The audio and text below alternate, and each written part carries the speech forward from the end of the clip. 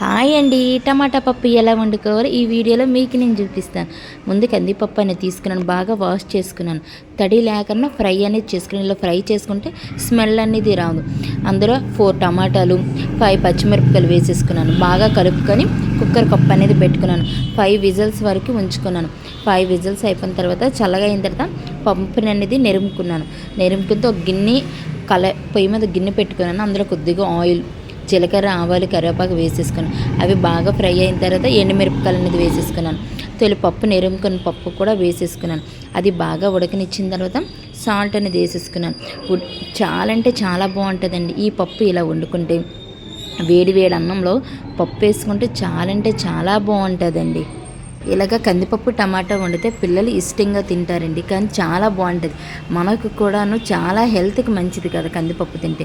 ఇంతవరకు నా ఛానల్ ఎవరైనా సబ్స్క్రైబ్ చేసుకోకపోతే ప్లీజ్ సబ్స్క్రైబ్.